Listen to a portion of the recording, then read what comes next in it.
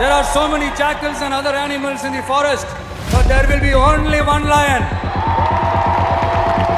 And even if it is single, it will be the king of jungle.